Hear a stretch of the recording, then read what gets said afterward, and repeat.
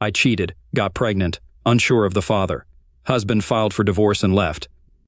Are the girls ready yet? I asked my ex-wife rudely as I stood at her door, which used to be our door, to pick up my 13 and 12-year-old daughters for the weekend. Almost. How are you, Sam? Pauline asked, sounding almost genuinely concerned. I only get 2 days off a month. Make sure they're ready on time, I growled, ignoring her question. I'm trying, Sam, but you know how it is with them. Can you give them a few extra minutes? So are you doing okay? I'll wait in the car, I snapped, turning around and heading back to my car. Sam, I heard her say as I walked away. I didn't turn around. This was a familiar scene, her trying to ease her conscience and me ignoring her. About 5 minutes later, Karen, 13, and Wendy, 12, came out with a small bag. They jumped into my car with a chorus of "Sorry, Daddy," and my anger faded. Pauline was right. Getting girls that age ready was like herding cats, and I couldn't stay mad since I only had them for a couple of days. I tried to make those days special, avoiding everyday hassles. After catching me up on the last couple of weeks, I was ready to tell them the big news. They had been asking for a new Nintendo, and I could finally afford it. I was excited to share this with them, but when I did, I was disappointed by their reaction. Oh, it's okay, Daddy, Karen said. Daddy Dave already bought us a new toy and a bunch of games. My disappointment turned to outrage. Daddy Dave? Goddamn Daddy Dave. If I felt on edge before, I was teetering now. Let me clarify. Dave had been my best friend since high school. He was a regular guy, more successful in business than in love. He wasn't into gambling or womanizing. He simply hadn't found the right woman. My kids called him Uncle Dave, and we trusted him like family. Pauline's closest friend was Aunt Daphne. Our marriage seemed solid. We still spent plenty of time together. Then, one Friday, Pauline dropped a bombshell. The kids were staying elsewhere for the weekend. I assumed she had planned a romantic getaway for us, but no. She revealed that she and Dave had fallen in love, and I received divorce papers the next day. She claimed they hadn't consummated their relationship, something I doubted and didn't care about. She spent that night with Dave and asked me to leave. I refused. I was unaware of a court order evicting me from the house. There were no misuse allegations, just a judge granting her temporary custody in the house, forcing me out. I didn't contest the divorce but made extreme demands, full custody and 75% of her income in alimony. Eventually, I grew weary of the battle and relented. I didn't pay child support due to our similar incomes, but it strained my finances. I lived frugally to afford things like a video game system for my daughters. Despite Pauline's attempts at civility, I harbored resentment. She got everything, a wealthy new husband, while I struggled with minimal time with the kids. With Dave's higher income and my alimony, they lived comfortably while I barely made ends meet. 2 months post-divorce, Pauline and Dave tied the knot. The biggest challenge was how the kids would react. I anticipated pushback or defiance, but they embraced it. Dave had been a fixture in their lives, so his presence wasn't confusing. They were pleased with 2 households. Since their wedding, I communicated only about the kids, offering no pleasantries. Now my children referred to Dave as Daddy. I tried to brush it off during the weekend, but as I dropped them off, I simmered with anger. After kissing them goodbye, they dashed inside, likely eager to try the new games Pauline had prepared. I need to talk to you, I said, and Pauline's reaction showed she sensed my threatening tone. I turned and walked away from the house, and she followed. What's wrong, Sam? Explain this Daddy Dave crap. They have one dad, me, so what's that about? The girls wanted to call him something other than Uncle Dave since we got married. Calling him Uncle felt awkward. We tried just Dave, but that seemed weird, so we settled on Daddy Dave. And who suggested that? I did, but the girls liked it and agreed right away. I told them you might not like it, but they thought you could handle it. Please don't make this a bigger deal. It's not for you to decide how it should be. Hearing them call someone else Daddy, especially that idiot, is painful. He didn't steal your family. And about the video games, we just thought they'd waited long enough and weren't sure when you could do it. We wanted the girls to have them. Yeah, and show me up in the process, huh? Sure, let's show how great Daddy Dave is and what a loser their real dad is. You left me, married a rich guy, and now have all this money while I struggle. But you can buy them anything they want. It's not like that. It is exactly like that. God, you cow. I turned, walked back to the car, and sped away without looking back. I was so angry, the thought of a life sentence for destroying Daddy Dave wasn't on my bucket list. This went on for years. Pauline and Dave expected my anger to soften, but it didn't. They tried to talk to me about my life and hoped I'd move on, but I ignored anything not related to my girls. I hadn't had any serious relationships since the divorce. Money was tight. I distrusted women, and I was still furious. I stuck to one-night stands with no long-term prospects. Bitter, angry, and poor doesn't attract women. Counseling never crossed my mind. The last straw was the first weekend of June. School had just ended, and I was looking forward to a summer weekend with my girls. Karen, now 15, was mature and responsible, and Wendy was 14. I still cherished every moment with them. "Are the girls ready yet?" I asked, as Pauline opened the door, repeating the same exchange we'd had for years. "They're not here, Sam," Pauline said, looking confused. "What do you mean they're not here?" I almost exploded. "They went to the beach with Finley for a week." "They sent you a letter a week ago." "Yes, and I replied that it was my weekend and I'd be there to pick them up." "Did you let them go?" "Of course, it's not my place to stop them." "Why miss the opportunity to screw things up more?"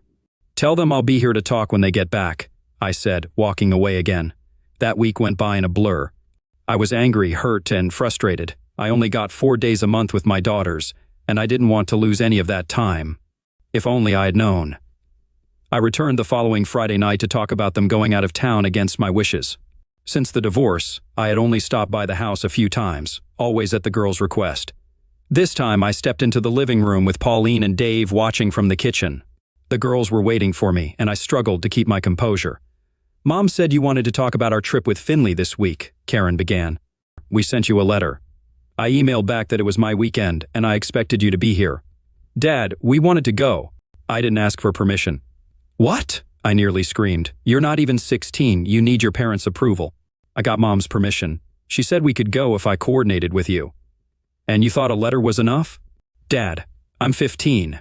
We're not little kids anymore. We want to do things with our friends. I thought you'd understand." "Are you saying you'd rather be with your friends than with me?" "Dad, we're growing up and want to spend time with friends. I can't plan my life around your custody schedule. We have plans almost every weekend, pool parties, trips to the beach. We're hardly home." It hit me that my daughters preferred their friends over spending time with me. It was like a knife to my heart. My anger turned to sadness, realizing this part of my life was over. I tried to hide my pain. "Okay, so you want to give up weekend visits?" I thought I heard Pauline sigh, but the girls didn't react. "We're just really busy, Dad. That doesn't mean we don't love you." 4 days a month, and they couldn't even manage that. The rest of the time, they had Mom and Daddy Dave. There was no room for me anymore. I didn't expect my fatherhood to end when the girls became teenagers, but it did. "Sure, girls. We'll get the visits over with. Have fun." They hugged me and thanked me, then ran to their rooms. They had no idea what they'd done to me. My place in their lives was gone. I stood up and headed for the door. Pauline approached me. "Are you okay, Sam?" I tried to pull myself together, but I'm sure I failed. "Yeah, it's fine. I have opportunities I've been putting off. A buddy in North Carolina has been trying to get me out there for years."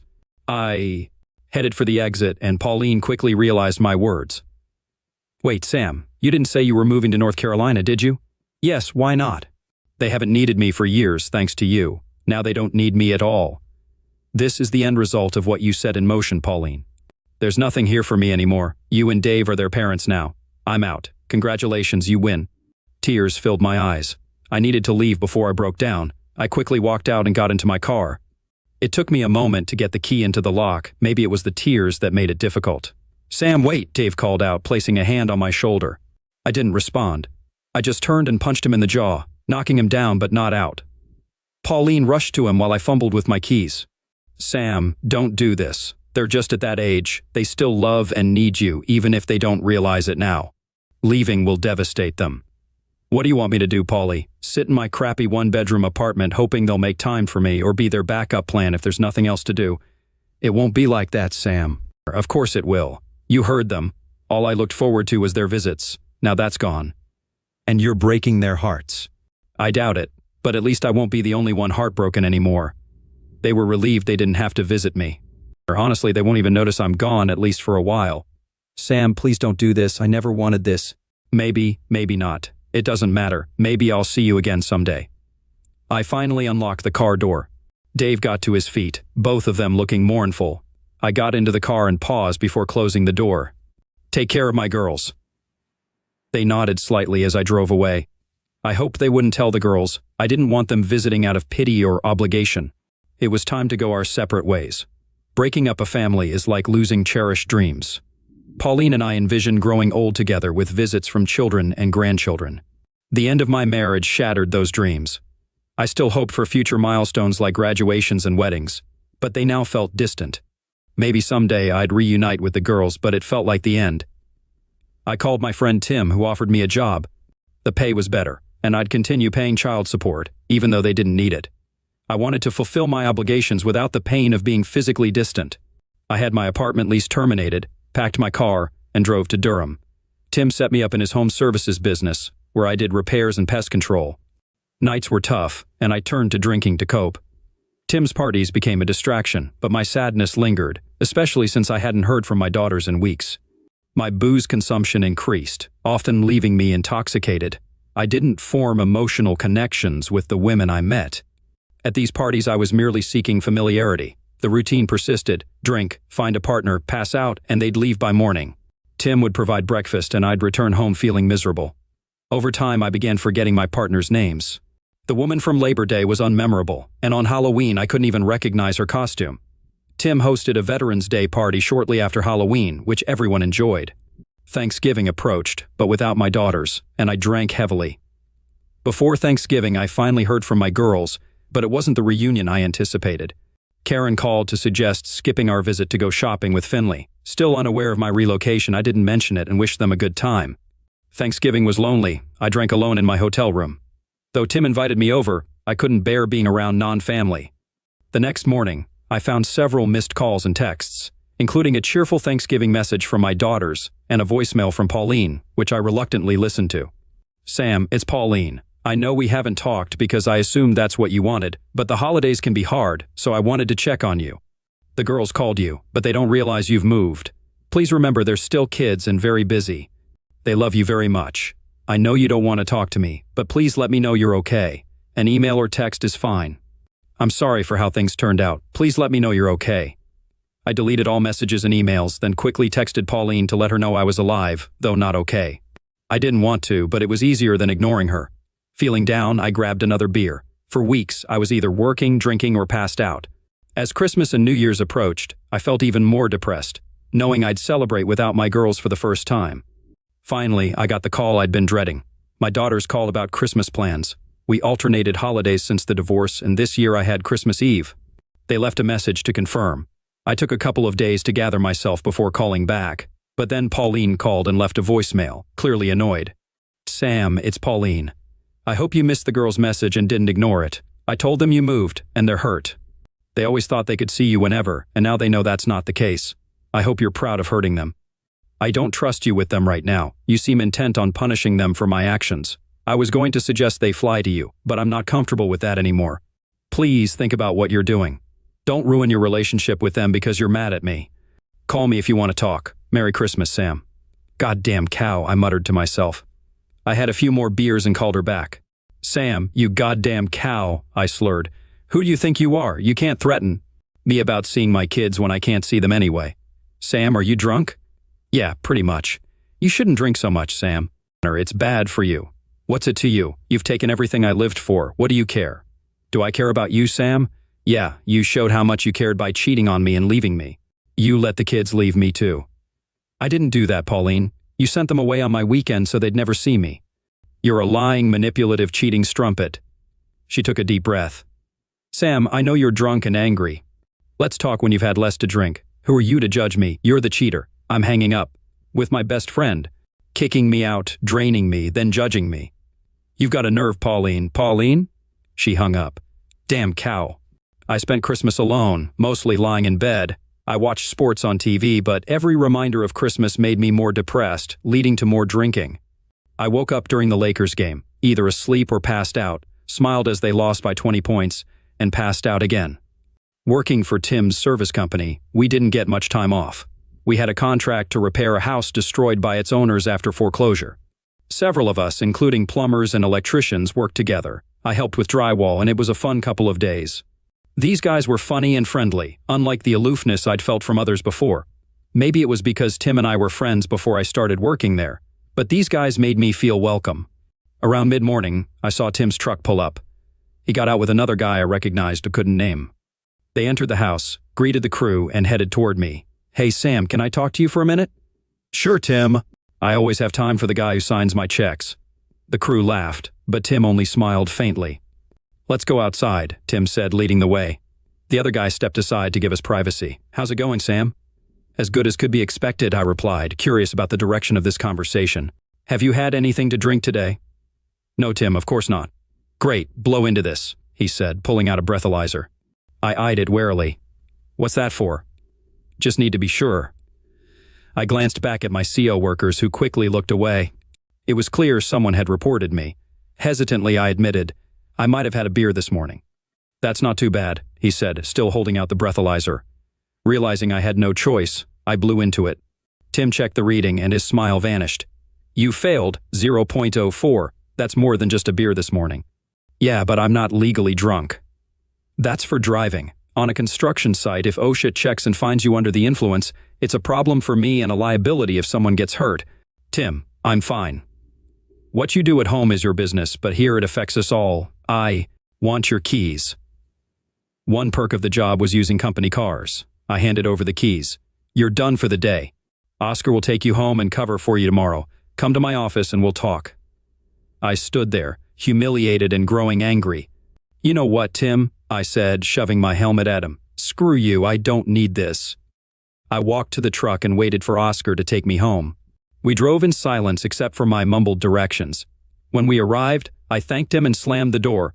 Holy crap, I fumed. One of those idiots must have called Tim, screw them. I opened the fridge and grabbed a beer. Perfect, I thought. No work tomorrow. I woke up in a hospital room, unsure how I got there. A nurse entered. Good, you're awake. What's wrong? I asked. The doctor will be here soon. She checked my vitals and left. A few minutes later, a young, attractive Hispanic female doctor entered, reviewing my chart. Good afternoon, Mr. Beckman. How are you feeling? I didn't answer right away, trying to process how the beautiful woman in front of me was named Anderson. Mr. Beckman? I'm sorry, based on your last name, I expected an older white guy, not a young, pretty woman. Thank you. My husband is a white guy, hence the name. So, how are you feeling? Really tired and kind of unimportant. What's wrong with me? You've consumed a large amount of alcohol over a long time, leading to alcohol poisoning and severe dehydration. If your friend hadn't called an ambulance, you might not have survived. A friend? She glanced at her papers. Tim Banks called the ambulance. Sure. Mr. Banks asked me to notify him when you're awake. Is that okay? I reluctantly nodded. Yeah, it's okay. You'll stay here for observation for a couple of days as your body detoxifies. Complications might require immediate intervention. Any questions? No, I don't think so. After giving instructions to rest, Dr. Anderson left. I turned on the TV for background noise and tried to relax. I felt fine, doubting I'd need a couple of days, but who was I to argue with a pretty doctor? About an hour later, there was a knock on the door and it opened slightly. I heard a man's voice. Are you dressed, Sam? Yes. Tim entered with his usual calm manner and stopped a few feet from the bed. How's it going? I'm going to live. I haven't decided if that's good or bad yet, I said with a half smile. I suppose a thank you wouldn't hurt. You don't have to, Sam. You can thank me by getting well and getting back to work. I didn't think I still had a job. You think you're the first employee to tell me to back off? We've been friends for a long time, and I'm doing everything I can to help you through this. I don't agree with all your decisions, but my advice is to get off your back, get your crap together, and rebuild your relationship with your kids. Don't let what? Pauline did ruin your life. I acknowledged he was correct. I was only injuring myself, perhaps the girls too. It was time to get my act together. Tim and I talked a while longer before he departed. Later that evening, I felt worse. The doctor attributed it to my body adjusting to sobriety. After about 24 hours without alcohol, I realized how dismal that sounded. Despite surviving the night, I checked out of the hospital the next day with referrals for counseling, psychiatry, rehab, and AA. Though I felt I had hit rock bottom and didn't need them, Tim's encouragement and my hospital stay were sufficient to set me on the right path. I took a few weeks off work, which I could afford, and returned feeling optimistic. The subsequent months were uneventful. I enjoyed Tim's Martin Luther King Jr. Day party without drinking, hesitant to test if I was an alcoholic. I intended to resume drinking eventually, but stuck to non-alcoholic beverages for the time being. The monthly gatherings grew dull. They initially offered socializing opportunities, but I found drunken, anonymous revelry unfulfilling. Thus, I skipped the Valentine's Day party and opted for a hearty steak dinner instead. On March 1st, my life took a turn. While out running errands one Saturday, I witnessed a woman with dark blonde curls stumble and injure her ankle on the sidewalk. Though others nearby ignored her, I hurried over to assist. "Are you okay?" I asked, knowing it was a silly question. Tears formed in her pale blue eyes as she looked up. "I think I sprained my ankle. We need to get you to the trauma center. I can call an ambulance or I can drive you myself if you prefer." "I don't want to impose." "It's no imposition, you just made my day more interesting." "I'm Sam, by the way." "Okay, if you're sure. Nice to meet you, Sam. I'm Hall." I helped her up and noticed she was pregnant. "Oh yes, about 4 months," she confirmed. "Then let's hurry." I picked her up, carried her to my truck, and drove to the emergency room. Inside, I got a wheelchair for Holly and helped her into it. She was taken straight to a room, and I waited in the lobby for 4 hours, playing games and browsing the web on my phone. I expected she would call her husband and I could leave, but no one came. Eventually, Holly came out in a wheelchair, pushed by a nurse in light blue scrubs. Holly was talking about getting a cab, but the nurse seemed to know I was waiting. When Holly saw me, she smiled brightly. The nurse nudged her towards me, and I helped her into my truck. I thanked the nurse, even though she had already turned away, and then got into the driver's seat. "I didn't expect you to still be here." "I was waiting for your husband, but when no one came, I stayed." "I don't have a husband. It's just me and my mom, and she's out of town." "Did you call her?" "She'd just worry and rush back." "I'll be fine. Since you've been waiting so long, could you give me a ride to my car?" I looked at her bandaged ankle. "Holly, I don't think you can drive with that ankle." "Oh, Sam, I didn't even think of that." "Let me take you to my house and we'll figure out how to get your car." "That's very generous, Sam, but I've already taken up a lot of your time." "I enjoy it. It's more interesting than sitting at home watching TV. I'd be happy to keep helping if you don't mind." "Thanks, Sam." She gave me directions to her house. I carried Holly from the truck into her home. As I headed toward the couch, she stopped me. "Sam, I really need the restroom. Do you mind?" I followed her directions and placed her in front of the restroom, waiting nearby. I ordered an Uber while I waited. She called out and I found her up and dressed. I carried her to the couch. "What now?" she asked. "I need to pick up your car." "It's illegal to park there overnight." "How are you going to do that?" "I ordered an Uber to get it. Can I borrow your keys?" "You've done so much for me, but I appreciate it." She handed me the keys, giving me the license plate number and parking spot. As I waited for my ride, I stopped at the doorstep. "Holly, will you have dinner with me tonight?" "I'd love to, Sam," she smiled, "but I can't go anywhere. I'll grab something while picking up your car, and we'll eat here." I was about to leave when she spoke softly. "Sam," I turned to her, seeing a serious expression. "You remember I'm pregnant, right?" "Yes, Holly, I remember. It's just that many men aren't interested in an instant family. I wanted to make sure you knew." "Of course, we just met, and there's a lot to learn about each other, but your pregnancy isn't a problem." "Okay, Sam, I just wanted to be sure you understand." "I understand," I said with a smile. "I'll be back with your car and dinner." I waited for my Uber, which arrived about 10 minutes later. The ride was uneventful, and I found her car easily. I picked up Italian food nearby and returned to Holly's house around 7 p.m. She had changed into a dress. I wanted to look nice for our first date. "You looked great before, but you still look better," I said. She smiled as I set the food on the table. By the time I came back, she was on her feet with crutches. I moved to help her, but she stopped me. "I need to practice. Mom won't be home for a few days." I motioned her to a chair and she sat down, smelling of freshly applied perfume. "You look and smell wonderful, Holly. I suddenly feel underdressed." "Oh, you look fine. I don't like men who are too formal." We chatted about everything. I told her about my job at Tim's company, Durham Commercial Services, and she shared about her part-time job at a local car dealership. Her mom worked as a legal secretary. Holly's father left when she was 5, and she hasn't seen him since. She was an only child. I told her about my failed marriage. She was shocked by what Pauline had done, but didn't seem pleased with my handling of the Karen and Wendy situation. Saying it out loud, I realized I wasn't pleased with myself either. Pauline was right. They were just acting like teenagers, and I needed to act like an adult. I had to figure out how to fix it. I purposely refrained from asking Holly about her 4-month pregnancy sans a partner. It wasn't my place, and I aimed to avoid any appearance of judgment.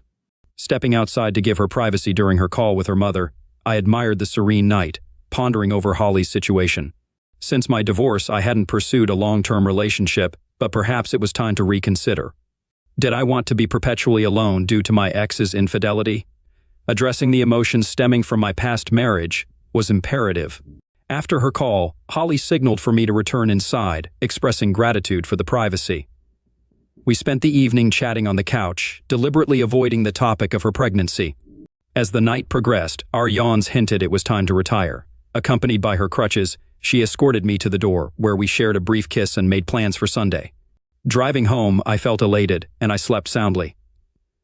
The next morning, I arrived at Holly's with breakfast from a nearby cafe. Knocking on the door, I waited as she answered, clearly just rising from bed.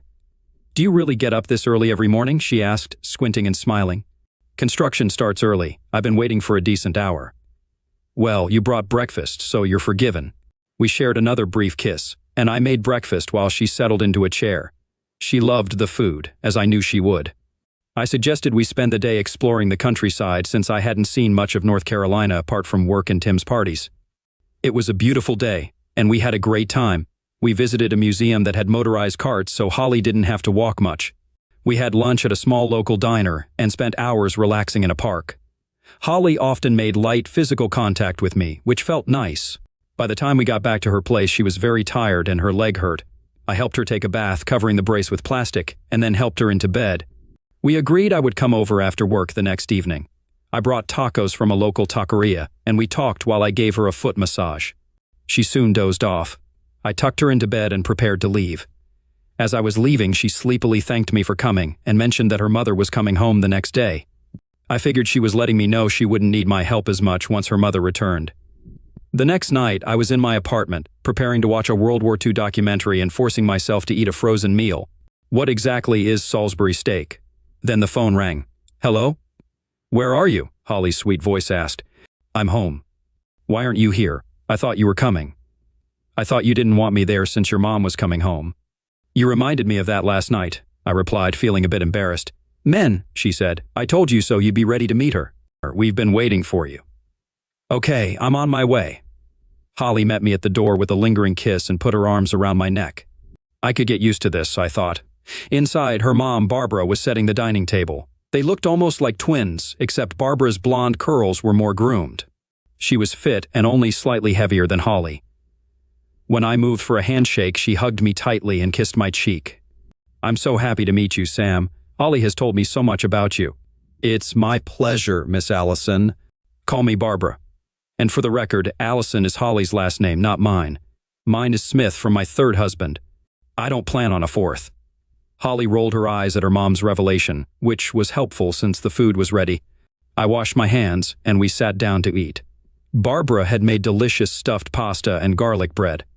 "I'm sorry for the confusion, Barbara. I thought Holly meant I wasn't expected since you were coming home." "It's okay, Sam. Misunderstandings happen. I was just happy to meet Holly's new boyfriend." I glanced at Holly, who smiled at me.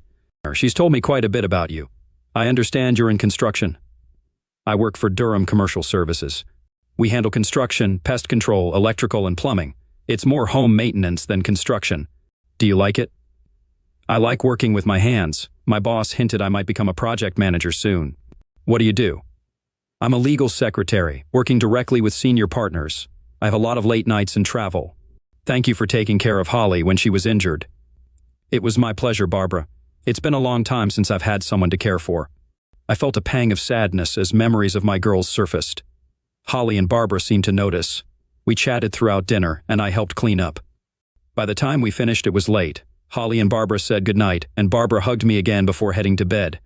Holly asked me to turn off the lights while she watched a movie on Netflix. We lay down together on a deep couch, with me behind her. It was a romantic movie, but I focused on the beautiful woman in front of me. Soon we made love. The credits were rolling, and we lay happily together. Minutes passed, and we both drifted to sleep. I woke up about an hour later. "You should probably get going, you have work tomorrow." Holly broke the silence. I knew she was right, but I didn't want to leave. I was willing to get up early and go home before work if needed. We walked to the front door. "I'll see you tomorrow." As I drove away, I saw her still standing in the doorway, waving. Last night felt like an exploration to see how we fit together. I didn't want to leave again, so I brought a change of clothes for tomorrow just in case. I wouldn't mention it to Holly unless it came up. Barbara met me at the door, and I joined Holly on the couch. When Barbara called us to dinner, there were only 2 plates. Holly and I sat down, and Barbara excused herself, returning 30 minutes later looking ready for a night out. "If Holly didn't mention, I have a date tonight. I'll be back in the morning. Have a nice evening. I'd been at the construction site for a little over 2 weeks since Holly fell. We spent almost every night together, though some nights were just sleeping because I was overworking myself. Events repeated as Tim and Oscar drove up to the site together. I glanced around to see if anyone looked guilty of snitching on me, but nothing seemed unusual. I wasn't worried since I hadn't had a drink since the hospital, but I was annoyed at another attempt to snitch. Tim headed to the house where we were working, and Oscar waited by the truck. Tim praised the workers and then approached me. "Got a minute, Sam?" I nodded and followed him, expecting trouble. "No trouble, Sam. I was visiting sites and wanted to check in. You haven't been to the last couple of parties, which I get, and I just wanted to see how you're doing." "I'm doing great, Tim. I've started seeing someone." "That's great, Sam. Any luck with the kids?" "I'll need some time off to fly down and see them. Just let me know when and for how long, and I'll make sure you're covered. I'll check flights tonight and let you know." I flew out the following Tuesday, assuming the girls might not be home over the weekend.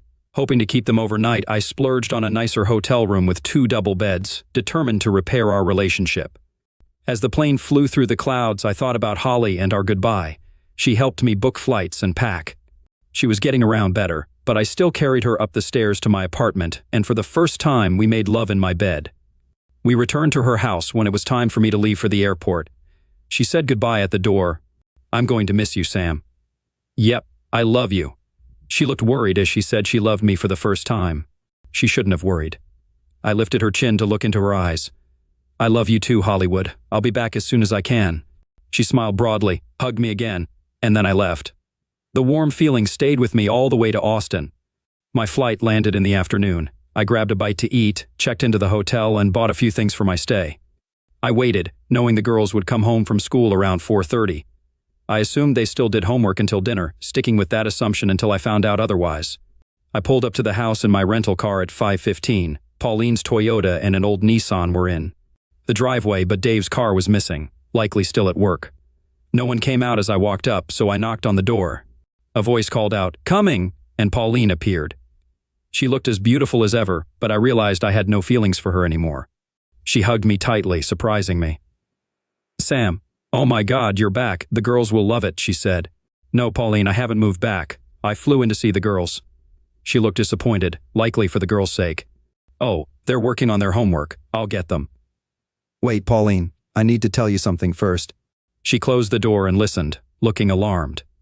"I'm sorry for how I spoke to you on the phone." I was hurt and angry. "I said you were drunk," she added. "Yes, I was. I couldn't take care of myself, let alone the girls. You didn't deserve that, and I wanted to apologize." "Thank you, Sam. I appreciate it. It's been hard for everyone." "Are you here long?" "I'm flying out Sunday. I was hoping the girls could stay with me for a few days." "Why not for the whole time? I'll pack for them." "Thank you, Pauline. Can you come over tomorrow to talk after you take the girls to school?" "Or just us?" Taking a deep breath, I agreed. "Of course, Pauline." She smiled, pleased. "Okay, tomorrow then. I'll get the girls." A minute later, the girls came running out, tackling me with apologies and "I love you." We ended up on the lawn, with them piled on top of me. I stopped them to speak. "Girls, you don't need to apologize. What happened was my fault. I didn't handle it well." "But we could have been more careful," Wendy said. "You'd be giving teenagers a bad reputation," I joked. "Let's focus on moving forward. Your mom said you can stay with me until Sunday, so pack your bags." "But this weekend," one started. "Don't worry about this weekend," Pauline interrupted. "Go and get ready." The girls ran off and I asked Pauline, "This weekend?" "We were planning to take them to the lake, but this is more important." "Thank you, Pauline. I didn't mean to disrupt your plans." She nodded and went to check on the girls. I ensured my rental car had room for their bags, and soon we were on our way. At the hotel, we unpacked and went to Texas Roadhouse for dinner. I groaned when Karen ordered a salad, but Wendy made up for it by ordering a steak and baked potato. Sometimes you have to live a little.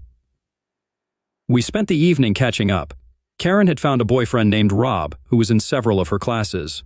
She showed me a picture, and he seemed nice enough, though as a father, it's never easy to see your daughter with a boyfriend. After some time, I made them finish their homework while I relaxed online, feeling grateful that my past anger hadn't cost me my relationship with my daughters. They caught me looking at them a few times and we exchanged smiles, which was sweet. The next morning, I drove them to school and then headed to my old house to talk to Pauline. I didn't see the point since we were long divorced, but I agreed. Pauline opened the door as I arrived and offered me water. We sat at the kitchen table, the same place where she'd once told me she wanted a divorce. "Thanks for coming, Sam," she started. "Unless it's about the kids, I don't see the point," I replied. "Sam, it's been 4 years and we've never really talked. I know you were hurt and part of me still cared. I hoped your anger would fade, but it hasn't. Why? Has anything changed?" "No, nothing's changed. You still cheated on me." She tried to interrupt, but I stopped her. "Whether you had physical contact with him before or after serving me, you still cheated. You lied about where you were, spent time with him, and developed feelings that led to you leaving me. You destroyed our family and left me struggling, seeing the girls only 4 days a month while you got the majority of their time and financial stability. Sam, I didn't marry Dave for the money. We love each other and are happy." Good for you, but that doesn't help me. "Why should I be happy just because you are? I wanted you to know I didn't divorce you to hurt you or for money. It just happened." "Great. I'm glad ruining my life didn't trouble you too much. See, you always twist things to make me seem evil. That's not what it's about. Whether you intended to or not, you knew it would happen. Divorce usually means the mother gets the kids and the father becomes part-time." I slammed my hand on the table. "It wouldn't have happened if you stayed true. You had to open yourself up to fall for Dave. All those times you spent together were a direct attack on our marriage and you did nothing to stop it. If you think we can be friends, you're wrong. I'll be polite when necessary, but that's it." "Sam, you're right. I'm sorry, I was wrong, but isn't there a way for you to forgive me even if you can't forget?" I tried to stay calm. "Pauline, because of you and that idiot, I lived like a broke college student for years, barely having enough to eat and living in a crappy apartment. I'm sorry, Sam, but how could I have known that? You didn't know because you chose not to know. You knew my income, where I lived, and the rent was on the website. You knew how much child support you were getting. It was simple math, Pauline, but you didn't care to find out what situation you left me in. You had your life and a new, wealthier husband. Who cared about me? The girls didn't say anything, so I figured you ignored it. I made sure my pantry and fridge were full when they visited. The rest of the time, I lived on ramen and mac and cheese, saving to take them out and buy that video game. You bought it anyway, like it was nothing. You know what? Screw civility. If we have to be in the same place, just stay away from me, Sam. Is there anything else you want to say?" "Pauline, this may be your last chance." "Sam, I'm sorry. I had no idea it was this bad. You're right, it never occurred to me to find out. I thought you'd say something. Yeah, having my wife leave me for my best friend wasn't humiliating enough. Let me tell them how hard I'm struggling financially." Pauline sighed, thinking. I wanted to leave but stayed to finish this. "Sam, you're right. I didn't see your perspective. It was easier for me not to know the truth. I felt guilty and assumed you were managing. There's no point in facts ruining your reality, is there? I guess it was naive to think we'd all be friends again. I guess so. But we have our daughters to raise. I'd like to work out visits over the summer and vacations." "Of course, Sam. I'll never keep them from you. As long as you're in a good place, we can work something out." Despite the unpleasant conversation, I was glad it was over. Now I knew Pauline's attempts to talk were just to ease her guilt. I picked up the girls from school, and we went to a mini golf course. We had a great time and then headed back to the hotel. They did homework while I ordered pizza. Over dinner, they asked me about my life in North Carolina. I apologized again for my past behavior, and they reassured me they were happy we were back together. They were also curious about Holly. "Geez, Dad," Wendy said, "you're almost done with us and now you're starting over? That's another 18 years. You know you're almost 40, right?" We laughed, and it was great to banter with them again. I think I remember that. With my advanced age, I might need a modified wheelchair to keep up with a young kid. We all burst into laughter. After dinner, they did more homework while I surfed the internet. I called Holly when they were asleep, and we caught up, expressing how much we missed each other. After we hung up, I went to bed. The rest of the visit was similar: dinner on Friday, bowling, and mini-golf on Saturday. We didn't have to worry about school, so I had an early flight on Sunday and wanted to spend as much time with them as possible. They didn't mind missing out on friends or the lake. On Sunday morning, I drove them home. At their insistence, I went inside to say goodbye to Pauline. I tried to be a good role model, but it took all my energy. I hadn't seen Dave, and I assumed he was avoiding me. The flight home was bittersweet. I missed my girls, but was glad everything went well. I really missed Holly and looked forward to seeing her again. I took a cab from the airport straight to her house. Barb opened the door and directed me to Holly's bedroom. "She's waiting for you," Barb said, smiling and winking. By June, I had moved in with Holly and Barbara. I was there almost every night, so when my lease ended, I didn't renew it. This saved me a lot on rent, although I insisted on contributing to household expenses. I sent my daughters to visit in mid-June after school ended, giving them a week to relax before spending Father's Day with me in North Carolina. Holly bonded with them instantly, taking them out for fun activities while I was at work. Every night, Karen and Wendy would tell me how much fun they were having and ask when I would propose. I confided that I already had the ring and was just waiting for the right moment. They loved being in on the secret. We had many tears when the girls left at the end of June. I hoped they could visit again before school started in August, but it wasn't guaranteed. The next planned visit was Thanksgiving. I wanted to visit them in Texas, but with work and Holly's upcoming delivery, I wasn't sure if that would work out. We decided to celebrate the 4th of July at Tim's party. When we arrived, Tim greeted us by name, and I realized for the first time that he and Holly knew each other. We didn't get to talk much, but he congratulated Holly on the baby. I went to get food for us, knowing Holly's appetite had increased. As I loaded my plate, Tim approached me. "You didn't tell me you were dating Holly." "I didn't know it mattered," I replied. "I didn't know you knew each other." "She's a friend of a friend. She came to some parties last year, including a Halloween party." He looked thoughtful, so I asked, "What's going on, Tim?" "How far along is she?" he asked. "About 8 months." "Why?" "Do you remember the Halloween party?" "Not much, I was still drinking then." "Why?" "I saw you go into a spare bedroom with Holly that night. She was dressed as Wonder Woman with a dark wig and a mask." I paused, remembering that night. "Okay, let's say you're right. So what?" "Sam, this could be your baby." Tim's words hit me hard. Holly and I hadn't discussed our pasts much. It was time to do that. I set the food aside and found Holly. Seeing the look on my face, she became worried. "Sam, what's wrong?" she asked as I sat her down. "Holly, I never asked about how you got pregnant. I thought it was your business, but now I feel I need to ask." "I've always considered it my business." "Why do you need to know? Do you trust me, Holly?" "Completely, Sam, with my life. I promise I'll explain, but first, can you tell me what happened?" She paused, then continued. "Terry had broken up with me a few months before. We'd been together for years, and he kept saying he didn't need a marriage certificate to commit. He left me for a 20-year-old blonde with fake bosoms. It was devastating." "What did you do?" "Some women get promiscuous to prove their desirability. I withdrew. I ignored people and became very depressed. My mom eventually pushed me to do something, so I agreed to go with friends to Tim's Halloween party. I'd met Tim before, but didn't really know him. He was okay with me coming because my friends had told him what happened. I didn't drink much, but I was pretty drunk. There was this guy at the party, and I was pretty needy, and we ended up in one of the bedrooms. He's the father of my baby. I'm sorry, Sam, I never wanted to tell you about this." "It's okay, Holly, I understand, but this has a point. Are you sure he's the father? Was there anyone else around that time?" She looked curious but answered, "No, Sam, I haven't been with anyone else since Terry broke up with me until our first time together." "What did this guy look like?" "I don't really know. He was taller than me and in good shape. We were all in costumes and masks." "What kind of costume? Sam, why does this matter?" "Please, Holly, it's important." He was wearing a Scottish costume with a loose white shirt and a kilt. He had a beret and a set of kids' plastic bagpipes. I showed her a picture on my phone. "Did he look like this?" Her eyes widened and she jumped up. "This is him. Why do you have his picture?" "Babe, I needed to be sure before I said anything." "What are you sure about?" "Holly, the person in this picture is me." She looked stunned and collapsed into a chair.